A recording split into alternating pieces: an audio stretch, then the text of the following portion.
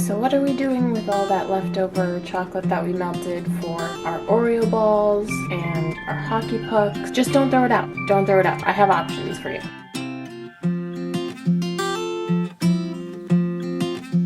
Since we use the chocolate for dipping, why not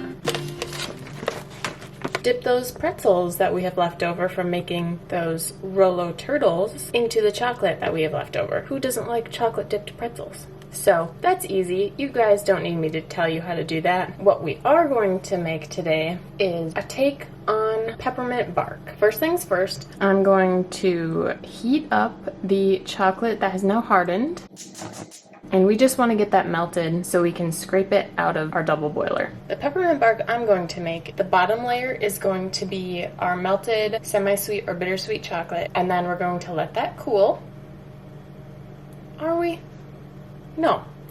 We're going to put our chocolate layer on the bottom of our pan, and we're going to melt the leftover white chocolate chips I have sitting around and pour that on top of it. And then I'm going to take a toothpick and swirl it, just because we like to be fancy sometimes.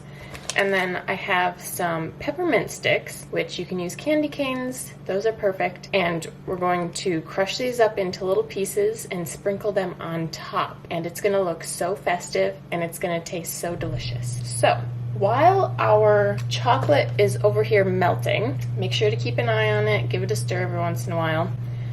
I have my pan prepared. I just have an aluminum 9x9 baking pan, and I have parchment paper inside of it. I'll get my white chocolate chips into a microwave safe bowl because we're going to melt these in the microwave.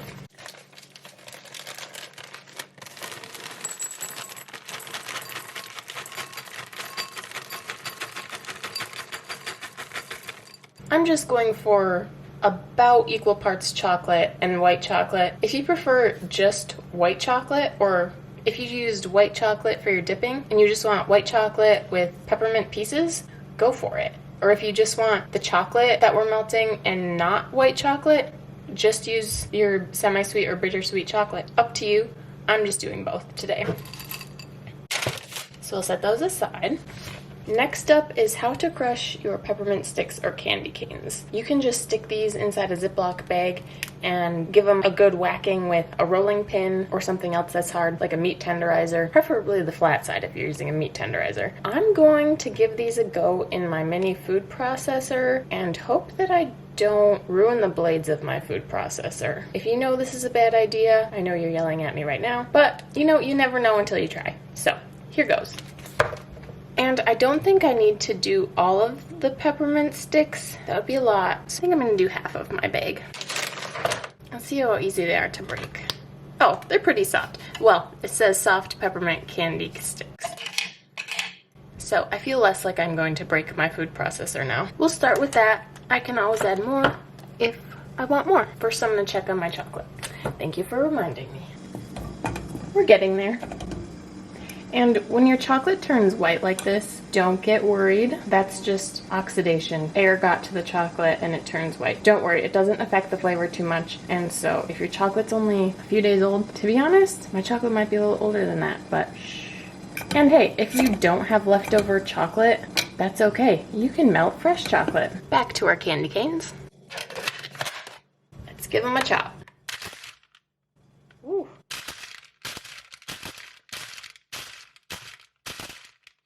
You might want earplugs.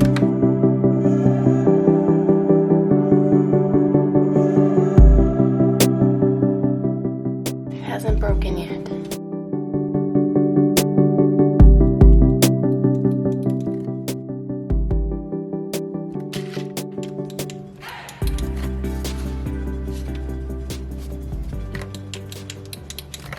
All right.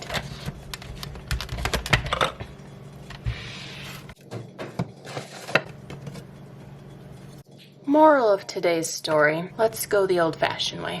It broke them up a little bit, but definitely not enough.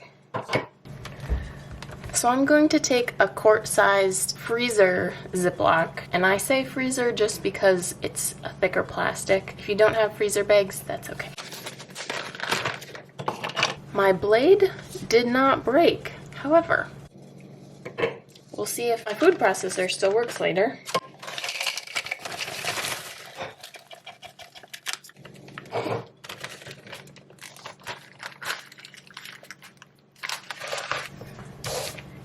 And if you watched my Gingerbread Men recipe, you know this is my handy dandy makeshift rolling pin, aka empty wine bottle. And if you didn't make Gingerbread Men, I'll link that recipe down in the description below too.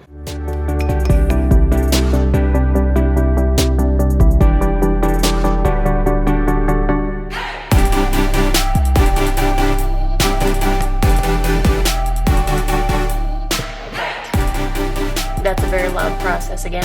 If you have babies napping, don't do this while they're doing that. And you're going to create holes in your bag, so your bag is pretty much going to be unusable. So I even got some peppermint dust down here. That's okay.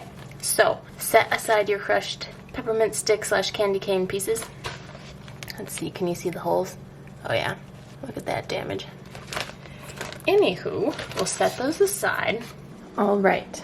And our chocolate is basically all melted. So we're going to keep the heat on low, and we are going to get our white chocolate melted. So we put our white chocolate chips in a bowl earlier, so we're just going to pop this in the microwave at 30-second increments, stirring after each 30 seconds until it's smooth. Don't overheat your chocolate chips. So once you have it mostly melted, if there's still a few lumps, just keep stirring. While our white chocolate is in the microwave, I'm going to put our melted brown chocolate into our pan first. So I'm just going to grab my double boiler, wipe off the bottom. Careful, it's going to be warm, but I don't want to drip any of the water from the steam from the bottom of our pan into our chocolate. And then you're just going to pour it right in. And get all of it out of your double boiler, because that was the point, right? We want to use up that excess chocolate. If you didn't dip in your pretzels, which if you want to use all the rest of it for dipped pretzels, be my guest. I love a good chocolate covered pretzel. Okay, and then smooth that over the bottom of your pan. Try to get a nice even layer.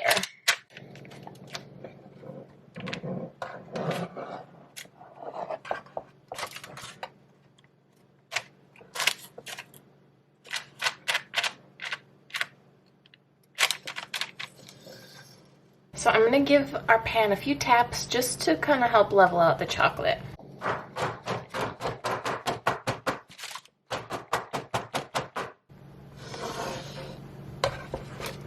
So you get more of a nice smooth layer.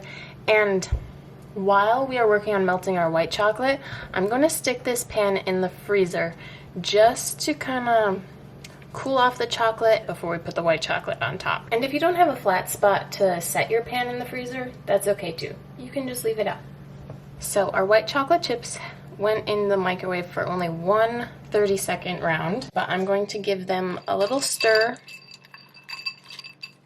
because they're starting to warm up and melt just a little bit. As you can see. All right. Back in for another 30 seconds. All right, it's been another 30 seconds. Let's give it a stir. Oh yeah. So this is what I'm talking about. Even though, so we're stirring and there's still some lumps in there. Can you see it? Yeah. So there's still some lumps in there, but I don't want to stick it back in the microwave yet. I want to give it a chance to let the heat that is already in there keep melting the rest of the chips that haven't melted. If absolutely necessary, we'll stick it in for another 5 seconds. Again, it also depends on how powerful your microwave is, but we want it to be smooth. Okay, I'm just going to stick mine in for 5 seconds and see where we're at then.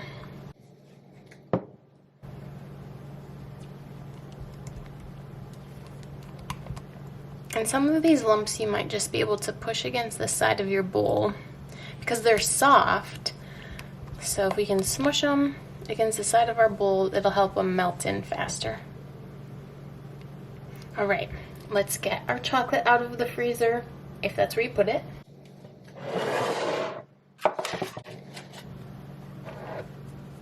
I want to be very careful about how I put this chocolate on there because I don't want it to mix in right away, and I want to, if our chocolate is still melted, it's going to be harder to just glob it all in the middle and spread it out because it's going to want to mix in with the chocolate, the brown chocolate.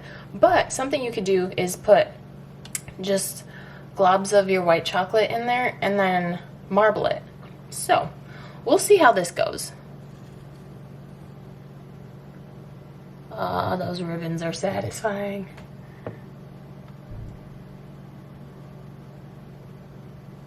Are they not? Comment if they're satisfying.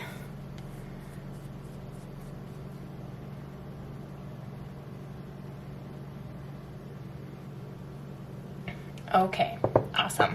So what I'm going to do now is take a toothpick. Can you see it? I'm going to take a toothpick and marble our chocolates together. If you don't have a toothpick, the end of a butter knife works well too.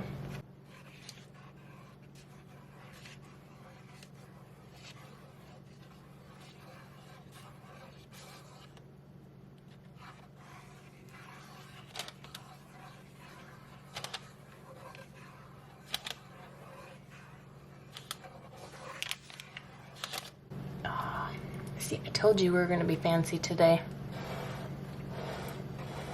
That isn't satisfying. I don't know what is. Okay, now we have our candy cane pieces, and we're going to just sprinkle them on top. Or, if you don't like peppermint, you don't have to. Now, I have a lot of peppermint dust in here, so I'm going to try and just get the bigger chunks on there.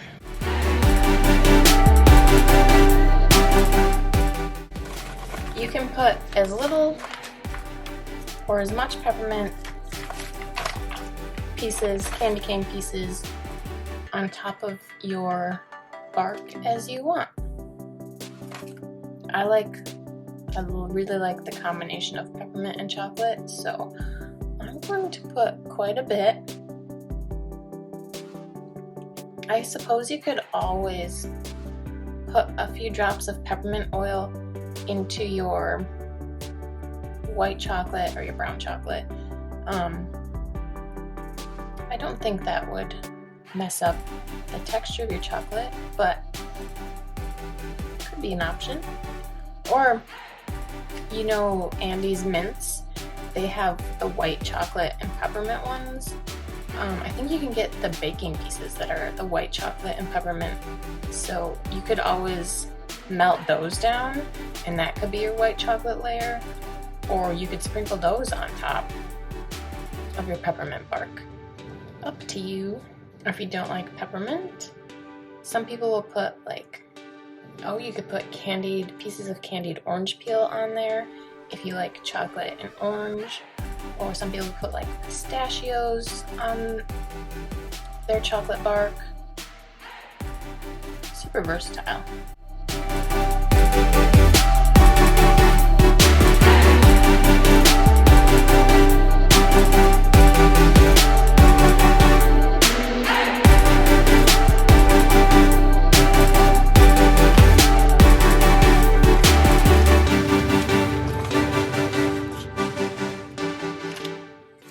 All right, what do you think?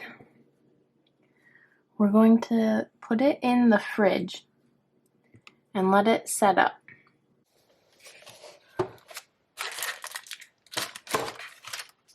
I took the lid off and I got a whiff of the chocolate and the peppermint, and oh, it smells so wonderful. Now you can use a knife to help you get some cleaner lines. Should we do that? We'll do that. We'll start with the knife. The thing is, it's hard to avoid all your little candy cane pieces. Oh, We're getting some cracks in here.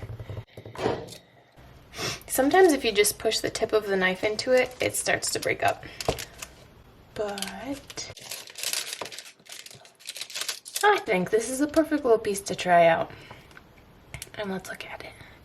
So you can see the layers. We have more dark chocolate than we do the white chocolate, but that's just how it turned out. And there we have some candy cane piece. Let's give it a try. Oh, that's nice. I like that I was able to use the soft candy cane sticks, peppermint sticks, because then I'm not breaking a tooth as you bite into the bark, but that's nice. So you had this leftover chocolate from dipping whatever you dipped in it. Then you created this pretty marbled peppermint bark. Who would have thought? Give it a try. Let me know what you think. Let me know what chocolate combinations and what topping combinations you like. And if you like this video, please give it a big thumbs up. And if you want to see more videos from me, hit that subscribe button and that bell so you know when I drop the next recipe. Thanks for watching.